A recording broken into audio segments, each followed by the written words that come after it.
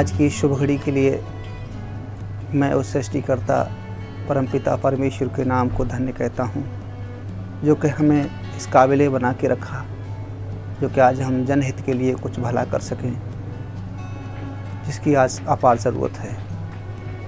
मैं एक बात कहना चाहूँगा कि हर एक आदमी आज कहीं ना कहीं उसका दिल दिमाग, आध्यात्मिकता, वो कहीं ना कहीं भक्ति में लीन है, कहीं ना कहीं उसका कांटेक्ट है। और कांटेक्ट है, उसका अंतरात्मा कहीं ना कहीं लीन है, किसी न किसी को इष्ट मान करके बैठा है। क्या ये एक परंपरा है कि इसके पीछे कुछ एक विशेष वास्तविकता भी है? आज ज़माने में दिखाई देता है, हज़ारों पंथ हैं, हज़ारों धर्म हैं, हज़ारों ऋषि मुनि कवि हैं, हज़ारों तरीके के अलग अलग मार्ग हैं, और लोग उनमें एक आंधी की तरह जुड़े चले जा रहे हैं, भक्ति में लीन है। यहाँ तक है कि वो अपना धन दौलत सब कुछ गंवा देते हैं। आज मैं ये देखना चाहते हैं कि इन सब के पीछे कुछ रहस्य है कि एक परंपरा है। हम भक्ति क्यों करें? भक्ति का मकसद क्या है? कभी हम इस चीज़ को सोचने का प्रयास करते हैं? मेरे इस भारत के लोगों, मैं ये देखना चाहता हूँ कि जब तक हम ये चीज़ें अपने अंदर नहीं देखेंगे कि आखिर हम किस मार्ग पर जा रहे हैं, और इस भक्ति करने का या आध्यात्मिकता का जीवन जीने का मकसद क्या है, लक्ष्य क्या है, और इसका अंत क्या होगा। हम जो भक्ति कर रहे हैं, हम जिस पायदान पर खड़े हैं, आखिर ये है क्या? हम कहाँ से आए हैं, क्यों आए हैं, और ये भक्ति कर रहे हैं क्यों कर रहे हैं? तो लोग ज़माने में कुछ लोग ऐसे जो परंपरा मान के कर रहे हैं, और कुछ लोग कहते हैं कि हमने जो पाप किए हैं और उस पाप का हमको फल मिलना ज़रूरी है। जब हमें अपने पापों का फल मिलना हमारे लिए ज़रूरी है, फिर हमें भक्ति करने की ज़रूरत क्या है? हमने जो पाप किया है उसका हमें सज़ा मिलनी है, फिर हम भक्ति क्यों करें? तो ऐसे हालातों में शायद हमारे पीछे कुछ भूल भुलैया जैसा कुछ लगा हुआ है। शायद हमारे पीछे कुछ अंधकार की अदृश्य शक्तियाँ जो लगी हुई हैं, वो हमारे मन पर, हमारे दिल दिमाग पर, हमारे अंतरात्मा पर, हमारे हृदय पर वो सही तरीके से कवच बनाए हुए हैं, जो हमें इस सत्य को समझने में हमें बिल्कुल बेखबर किए हुए हैं। और कुछ हमारे महापुरुषों ने इस बात को बोला है कि संगत कीजिए साधु की हर और की ब्याध, संगत बुरी असाधु की आठों पहर उपाध। आज साधुओं की कमी नहीं है, संतों की कमी नहीं है, भक्तों की कमी नहीं है, पंथों की कमी नहीं है, लेकिन फिर भी आज लोग नाहक में नाश हो रहे हैं, आत्महत्या कर रहे हैं। मैंने देखा है कि जिंदा लोगों को मौत के घाट उतर जाते हैं। अभी कुछ समय पहले उत्तर प्रदेश का एक वाक़या है, एक बेटी के लिए एक उसकी दूसरी सौतेली माँ ने उसको जिंदा गाड़ दिया, घूर कचरे में दबा के मार दिया। वो अभी भी केस उस पर दायर हो गया। आखिर ये सब क्यों है? मेरे परमेश्वर के, मेरे दुनिया के सृष्टि के, उस सृष्टिकर्ता के लोगों, ये देखना ज़रूरी है हमारे लिए, आखिर हम कहाँ से आए हैं, क्यों आए हैं। इस संसार में हजारों धर्म पंथ हैं और आज भी नए निर्माण होते चले जा रहे हैं। तो इस सब चीज़ को देखते हुए हमने जब देखा तो क्या देखा कि संगत कीजिए साधु की हर और की ब्याध है। साधुओं की संगत भी हो गई, बीमारियां बढ़ रही हैं, भूत बढ़ रहे हैं, लोग नाश हो रहे हैं। ऐसे हालातों में क्या करें? मैं भी इसी हालात में, इसी कैटेगरी में था, एक आम आदमी। गांजा, शराब, जुआ, व्यभिचार, मेरी आंखों में गंदी सोच, सब कुछ था, और मैं एक नाश हो रहा था। मेरे शरीर में एक पसली उठती थी और उसका कोई इलाज नहीं था संसार में कहीं।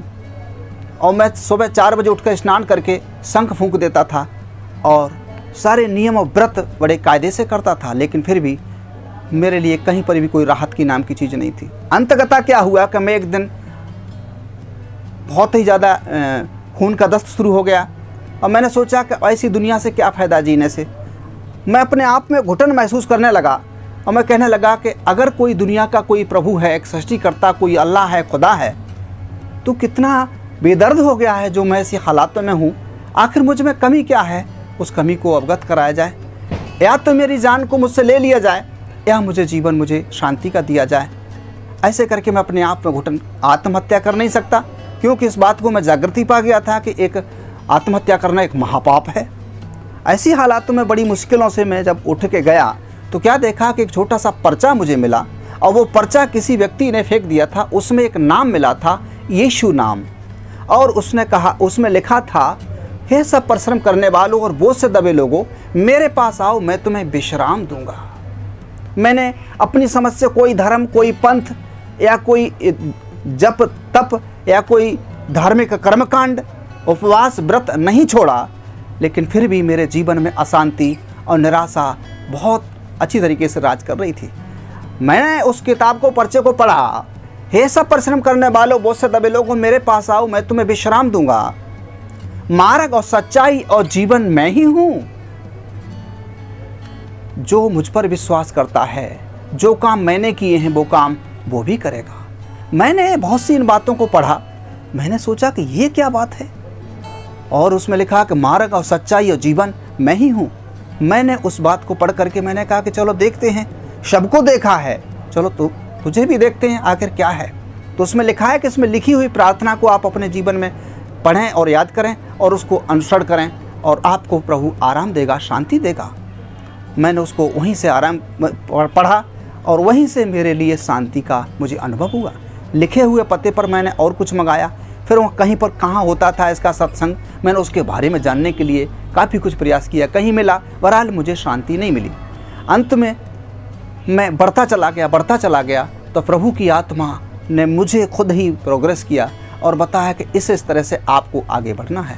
तो फिर मैंने इस तरह से प्रभु को 3 दिन का फास्टिंग उपवास व्रत रखा, और रखने के बाद प्रभु ने मुझे अपने सामर्थ्य से, अपनी आत्मा से वो अलौकिक शक्ति और सामर्थ्य से भर दिया, जो कि मैं कभी भी स्वप्न में भी नहीं सोचा था। तो ये चीज़ें देखी कि वो रोग बीमारी मेरी चली गई, मेरे भव व्याधा चले गए केवल यीशु नाम से। और उसका वचन ये बताता है कि मैं अपनी शांति तुम्हें देता हूँ। संसार में कोई भी व्यक्ति अपनी शांति दूसरे को नहीं दे सकता। कोई भी महापुरुष, कोई भी ऋषि मुनि, कोई भी धर्म पंथ का कोई भी सृजन करने वाला अपनी शांति दूसरे को नहीं दे सकता। केवल उस परमात्मा ईसा मसीह ने इस शब्द को बोला, मैं अपनी शांति तुम्हें देता हूँ, और उसने मुझे अपनी शांति दी। मैं अपनी उसकी शांति से आज परिपूर्ण हूँ। आज संसार में लोगों को जन जागृति के लिए मैं ये बताना चाहता हूँ कि वो कैसे लोगों को ढूंढ रहा है।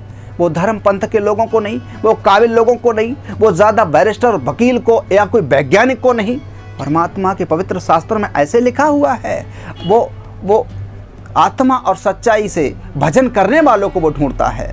जो आत्मा और सच्चाई से जो भजन करना चाहते हैं उस परम पिता का, उस सृष्टिकर्ता का, ऐसे लोगों को वो परमेश्वर पिता और उसका पुत्र यीशु मसीह वो खोज रहा है। आज ज़रूरत है आत्मा और सच्चाई से भजन करने वालों की।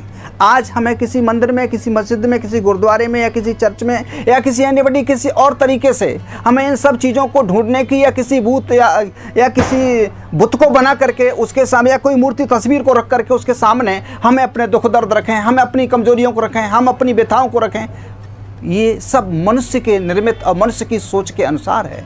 उस परमपिता परमेश्वर के वचन में ऐसे लिखा है कि परमेश्वर आत्मा और सच्चाई से भजन करने वालों को ढूंढता है, और जो इस बात को समझ लेता है उसके जीवन में वो परमेश्वर का काम शुरू हो जाता है। और ऐसे लिखा है कि परमेश्वर के पवित्र शास्त्र में, क्या तुम नहीं जानते कि तुम परमेश्वर का मंदिर हो और परमेश्वर का आत्मा तुम में वास करता है। और ये शब्द जो पवित्र शास्त्र बाइबल में लिखा है, ये शब्द हमारे भारत के संतों ने बोला है कि ना मंदिर में, ना मस्जिद में, ना काबे कैलाश में, अरे मुझको कहाँ तू ढूंढे बंदे, मैं तो तेरे पास में। वो हमेशा हम में है, मुझ में है, लेकिन कभी भी हम लोग उसको ढूंढने का प्रयास नहीं करते, और करते भी हैं तो एक दूसरे के गुरु या महंत के द्वारा, एक नए नए योगा के माध्यम से, नए नई क्रियाओं के माध्यम से उसको हम अपनी ताकत से, अपनी बुद्धि से खोजने का प्रयास करते हैं। ये बिल्कुल नामुमकिन है, बिल्कुल असंवैधानिक है। ये ईश्वरीय विधान के अनुसार नहीं है। परमात्मा तो जगत के मूर्खों को बुला रहा है, जो न किसी काम के लायक है, दुनिया में लोगों ने उसको अलग कर दिया है, सारे संसार के लिए बुला रहा है। और वो कह रहा है, हे सब परिश्रम करने वाले बोझ से दबे लोगों, मेरे पास आओ, मैं तुम्हें विश्राम दूंगा। आज लोग नाश हो रहे हैं, आज लोग फांसी खा के मर रहे हैं, आज भूत व्याधा से जकड़े हुए लोग हैं, आज कैंसर से मर रहे हैं, हजारों बीमारियों से जकड़े हुए हैं, लेकिन परमेश्वर पिता की बाहें संसार के लिए फैली फैली हुई हैं। वो बुला रहा है, वो कह रहा है कि मैं इसलिए आया हूँ ताकि लोग नाश ना हो और जीवन पाएं और बहुत ऐसे जीवन पाएं। लोगों, मैंने ये जीवन पाया है। मैं एक छोटा सा सत्संग अपने यहाँ इस बात का लगाता हूँ हर इतवार के लिए। वहाँ करीब 200, 150, 250, 300 लोग पर संडे को इकट्ठे होते हैं हर एक इतवार के लिए। कई एक कैंसर के रोग ठीक हुए, कई एक कोड़ी ठीक हुए, कोई शम्मार नहीं, कोई गिनती नहीं। चैलेंज होता है क्योंकि आसमां के नीचे, जमीन के ऊपर और मनुष्यों के बीच में सिर्फ एक ही प्रभु और एक ही उद्धार करता, एक ही सृष्टिकर्ता और एक ही हमारा सतगुरु है जिसका नाम है यीशु मसीह। और इस यीशु मसीह कोई अलग प्रभु नहीं है, ये कोई देशी और विदेशी प्रभु नहीं है, ये सार्वभौमिक सत्य है। तो उसने सारे संसार के लिए अपनी बाहों को फैलाया और सारे संसार के लिए अपना प्राण सूली पर बलिदान करके हर एक जन को उनके पापों से मुक्ति किया है। पापी कभी अपने आप के पापों से उद्धार नहीं पा सकता। हर एक इंसान ने पाप किया है। आज हर एक इंसान को उसके पापों से नजात पानी है और उसका एक ही मार्ग है और एक ही सत्य है जो प्रभु यीशु मसीह है, जो हमारे लिए मारा गया, गाड़ा गया और तीसरे दिन मुर्दों में से जीवित हो गया और 40 दिन तक इस संसार में शरीर में होकर के रहा। उसके बाद देखते देखते शतलोक को चला गया और उसका एक वादा है कि दोबारा से फिर वो आएगा। तो आज हम सब क्यों ना हम एक अपने अंतरात्मा से विश्वास उस पर करके देखें। विश्वास तो जमाने में हर कोई आदमी करता है किसी न किसी पर, हम एक बार विश्वास करके देखें। और कुछ संतों ने यह भी बोला है कि कामी क्रोधी लालची इनसे भक्ति न होए, भक्ति करे कोई सूर्यमा जात वर्ण कुल खोए। वो परमात्मा, वो सृष्टिकर्ता, वो किसी धर्म और पंथ से परहेज नहीं रखता, वो किसी काले गोरे नाटे खोटे से परहेज नहीं रखता, वो किसी कुरूप व्यक्ति को घृणित नहीं करता। वो सारे संसार के हर एक दबे कुचले, हर एक परेशान दुखी लाचार शड़ियल अड़ियल हर एक तरह के लोगों को वो बाहों फैला रहा है, सबको बुला रहा है, सबको वो जीवन और शांति देना चाहता है। और उसके यहाँ किसी के प्रति कोई भेदभाव नहीं है, किसी का कोई भी बंधन या कोई भी दीवार उसके लिए नहीं है। कुछ संतों ने यह भी बोला है, पारस में और संत में बड़ो अंतरो जान, एक लोहा कंचन करे दूजा आप समान। जो प्रभु यीशु मसीह को पहचान लेता है, मेरे परमेश्वर के प्यारे सृष्टि के लोगों, इस भारत के वासियों, जो इस सृष्टिकर्ता परमेश्वर पिता उद्धारकर्ता ईसा मसीह को पहचान लेता है और उसको अपने जीवन में उतार लेता है, मैं सच बताता हूं कि जो काम उस यीशु मसीह ने किए हैं वो काम उसके जीवन से स्वयं होना शुरू हो जाते हैं। मैंने अपने जीवन में होकर के देखा, मैंने देखा कि कोई चले या न चले, अगर तू वाकई में प्रभु है तो मैं सारा जीवन तेरी महिमा के लिए दे दूंगा, तेरे राज्य के लिए सब कुछ कर दूंगा। मैं जैसे वचन तेरे बताएंगे, जैसे तेरी आत्मा मुझको बताएगी, मैं वैसे अपने जीवन को जीऊंगा। मेरे परमेश्वर के प्यारे सृष्टि के लोगों, और मेरे जीवन में वो सब कुछ आज देखने को मिलता है। मुर्दे मेरे जीवन से जिंदा हुए, मेरे मुख से निकली हुई प्रार्थना को प्रभु ने सुना। मुर्दे 1.5 घंटे के बाद उनको वापस किया गया, आधा घंटे के बाद उनको वापस किया गया। कई एक ऐसी हालातें हैं, कई एक ऐसे मर्तबे हैं जो कि कभी भी आज भी संसार के लोग उस पर विश्वास नहीं कर सकते। लोग सुनते हैं लेकिन आंखों से जब देखते हैं तब उस पर एकदम अवाक रह जाते हैं, क्योंकि परमेश्वर पिता से कभी भी कोई काम अनहोना और असंभव नहीं है। जैसे एक चुम्बक से लोहा लग जाता है तो लोहा भी चुम्बक बन जाता है, वैसे ही एक आम आदमी, चाहे वो किसी कैटेगरी का व्यक्ति है, अगर वो यीशु मसीह में आ गया है तो यीशु मसीह उसमें आ जाता है और फिर जो काम यीशु मसीह करता है वो स्वयं उसके जीवन से शुरू हो जाते हैं। मैंने ये चीज़ अपने जीवन में देखी, मैंने ये चीज़ सैकड़ों मेरे द्वारा जो शिष्यता इन्होंने ग्रहण की, इस प्रभु को, सनातन सतगुरु को ग्रहण किया, उन लोगों के जीवन में देखी। वो भी खड़े होंगे, चाहे किसी हालात में हैं, रात में हैं, दिन में हैं, सफर में हैं, कहीं पर भी हैं, अगर कोई दुखी परेशान है और वहां पर खड़े वो कहेंगे मेरे लिए कुछ प्रार्थना कर दो, तो प्रार्थना कर देंगे, तुरंत ठीक होते हैं। और आज भी वैसे ही हालात हैं, कई बार ऐसा देखने को मिलता है। प्रभु असंभव को संभव करने वाला प्रभु है। तो हमारी भक्ति करने का मकसद है कि लोग जीवन प्राप्त करें और बहुत ऐसे जीवन प्राप्त करें। हमारी भक्ति केवल पेट के लिए नहीं, हमारी भक्ति केवल हमारे शरीर की भोग विलास के लिए नहीं, हमारी भक्ति का मकसद हो इस भारत का, इस संसार का आम जनमानस शांति की राह पर आए, एक ईश्वरीय जीवन जी करके और वो स्वर्गीय जीवन जी करके अपने जीवन को निरोग और स्वस्थ जीवन जिए और लाखों लोगों के लिए शांति का श्रोता बन जाए। प्रभु वो ऐसा ही हर एक के जीवन से करता है और करता था, क्योंकि परमेश्वर के वचन में ऐसे लिखा है, उसके पवित्र विधान में लिखा है कि परमेश्वर पिता यीशु मसीह के मुख से निकला हुआ शब्द कभी नहीं टलेगा। आकाश टल जाएगा, जमीन टल जाएगी, लेकिन यीशु मसीह के मुख से निकला हुआ वचन कभी नहीं टलेगा। कभी ऐसे बोला है, चंद्र टरे सूरज टरे, चंद्र टरे सूरज टरे, टरे जगत व्यवहार, प्रभु यीशु मसीह का टरे न सत्य विचार। ये परमात्मा है, ये सत्य है।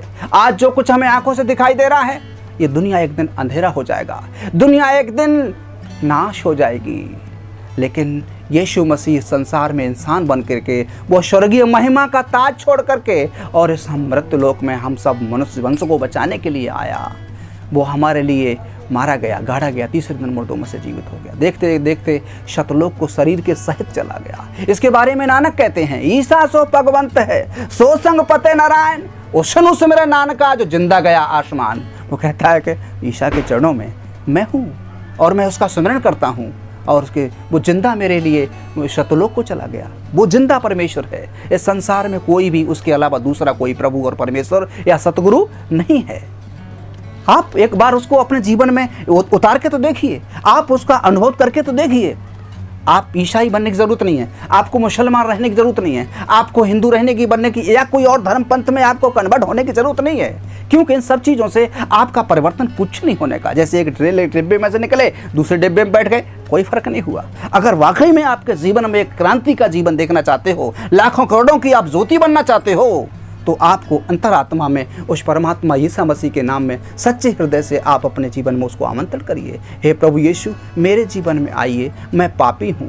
तूने मेरे पापों की कीमत को शतलोक से स्वर्गीय महिमा का ताज छोड़ करके इंसान बन करके आकर के तूने चुकाई है। तूने मेरे पापों के लिए क्रूस पर खून बहाया है। तेरे कोड़े खाने से मुझे चंगाई मिली है। प्रभु, हम जानते हैं कि तू इस मनुष्य वंश का उद्धार करता है। प्रभु, मेरे जीवन में आइए और प्रभु मेरे जीवन से अपनी महिमा होने दीजिए। तमाम लोग हमारे भाई बहन हैं प्रभु, इस संसार में जो नाश हो रहे हैं, भक्ति का भेष तो धरे हैं, भक्ति का रूप तो धरे हैं प्रभु, बड़ा भजन भक्ति में लीन है, धन दौलत तन मन से लगे हैं, लेकिन प्रभु उन्हें इस अंधेरे से निकालने की हमें सामर्थ्य शक्ति दीजिए प्रभु, ताकि वो भी जगत की ज्योति बने और हर एक दीवार से बंधन से मुक्त होकर के परमात्मा तेरी महिमा के लिए सब कुछ करने लायक हो जाए। इच्छा आपकी पूरी हो पिता परमेश्वर के चरणों में उद्धार करता यीशु मसीह के नाम से ये प्रार्थना। कोई कठिन नहीं, कोई ज़्यादा ऐसी अन्य भाषा नहीं, कोई ऐसी विदेशी भाषा नहीं। आप जैसे भी हालातों में हैं, आप जहाँ पर भी हैं, आप प्रार्थना तो करके देखिएगा। ये प्रभु सारे संसार का प्रभु है। और भी कुछ संतों ने इस बात को बोला है। कबीर कहते हैं, कबीर दर्शन साधु का बड़े भाग्य दर्शाए, शूली पर होवे सजा कांटे ईटर जाए। वो कहते हैं मैं बड़ा भाग्यशाली हूँ जो ऐसे सतपुरुष साधु का दर्शन कर रहा हूँ, जो मेरे पापों के लिए सूली पर टंगा हुआ था, जिससे कि मेरे पाप के कांटे निकाले जाएं। क्या बात है। संसार में मनुष्य वंश के लिए उद्धार देने के लिए दूसरा कोई नहीं है। ये संत और महापुरुषों ने भी इस बात को प्रमाणित मोहर लगाई, क्योंकि उनकी अंतरात्मा उस परमात्मा से कांटेक्ट हुआ और वो जीवन का जल का दरिया बन गए, वो जगत की ज्योति बन गए। आज उनकी साखी और शब्दों से तो लोगों को मनोरंजन तो हो रहा है, लेकिन वास्तविकता क्या है, रियलिटी क्या है, वो यीशु मसीह है और उसको लोग बताने के लिए तैयार नहीं होते। उन्हें डर लगता है, उनको भय लगता है, कहीं हमारे धर्म के लोग, हमारे समाज के लोग, हमारे और लोग हमसे क्या कहेंगे। परमेश्वर पिता के वचन में, उस पवित्र शास्त्र में ऐसे है, लोगों, आत्मा का कोई जाति और पंथ नहीं होता है। आत्मा का संबंध परमात्मा से होना चाहिए, और जब तक आत्मा का संबंध परमात्मा से नहीं होगा और यीशु मसीह के नाम में, तब तक लोगों की ज़िंदगी अंधेरे में रहेंगी और अंधे की तरह वो ठोकरें खाते रहेंगे, टक्करें खाते रहेंगे। उनको रास्ता नहीं मिलेगा जिस रास्ता पर चलना चाहिए। जिस तरह से एक 5 अंधे आदमी हो, उसके सामने हाथी खड़ा कर दो, उनसे कहो ये क्या है, कोई पैर पे हाथ रखेगा तो कह देगा ये तो एक मकान का पील पाया है, कोई उसकी सुंडी पकड़ेगा, कोई कह देगा ये तो पनाला जैसा लग रहा है, कोई उसके कान को पकड़ेगा तो कह देगा ये तो शूप जैसा लग रहा है, कोई उसके शरीर को पकड़ेगा, कोई कह देगा ये तो दीवाल जैसा है, कोई यानी कोई पूंछ को पकड़ेगा, कह देगा ये तो झाड़ू जैसा है। अलग अलग तरीके से लोगों की नाना तरीके की ये बातें और वकालतें हो रही हैं मेरे लोगों, लेकिन परमात्मा है। जिस तरह से हाथी है, उसी तरह से परमेश्वर है। उसके प्रभु यीशु मसीह ने कहा कि ऐसे विश्वास नहीं करते हो तो मेरे द्वारा जो काम हो रहे हैं उनसे ही विश्वास कर देखो, कि जो काम मैं करता हूँ इन कामों को कोई नहीं कर सकता। तो आज हम और सब के लिए ये बहुत ज़रूरत है, क्योंकि वो रात आने वाली है और हमारी सबकी जिम्मेदारी होगी। इसलिए आज हमें निर्णय लेना है और अपनी आत्मा से एक बार हम जरूर सोचें और विचार करें और इस उद्धारकर्ता, सृष्टिकर्ता जो अपनी महिमा के ताज को छोड़ करके इस मनुष्य वंश में आया, मनुष्य देह धारण करके, और हम सब के लिए उद्धार देने को आया। हमारा कोई भी परेशानी सही, कोई भी भूत व्याधा सही, कोई भी पाप सही, प्रभु यीशु ने अपने ऊपर हम ले लिया है और इस मनुष्य वंश को आज़ाद किया है। प्रभु यीशु मसीह के वचन में लिखा है, यूहन्ना रचित सुसमाचार उसका 3 अध्याय उसका 16 में, एक परमेश्वर ने जगत से ऐसा प्रेम रखा कि उसने अपना इकलौता पुत्र दे दिया, ईसा मसीह को दे दिया, ताकि जो कोई उस पर विश्वास करे नाश ना हो परंतु अनंत जीवन पाए। अनंत, वो अमर जीवन पाए, अमर जीवन पाए। मेरे परमेश्वर के प्यारे सृष्टि के लोगों, अमर का अर्थ क्या है? जो कभी न मरने वाला, और वो है यीशु मसीह। और यीशु मसीह ही जीवन है, यीशु मसीह ही सृष्टि करता है, यीशु मसीह ही सब कुछ है। और जो यीशु मसीह को ग्रहण कर लेता है वो अमरता को पहन लेता है, अमरता को ग्रहण कर लेता है। प्रभु तुम्हें आशीष दे। परमेश्वर पिता के अनुग्रह के हाथों के नीचे आप, हमारे भारतवासी या जो भी हमारे इस प्रवचन को सुन रहा है, वो फले फूले और खूब बहुत ऐसे भरे इस पृथ्वी में भर जाए। धन्यवाद यीशु।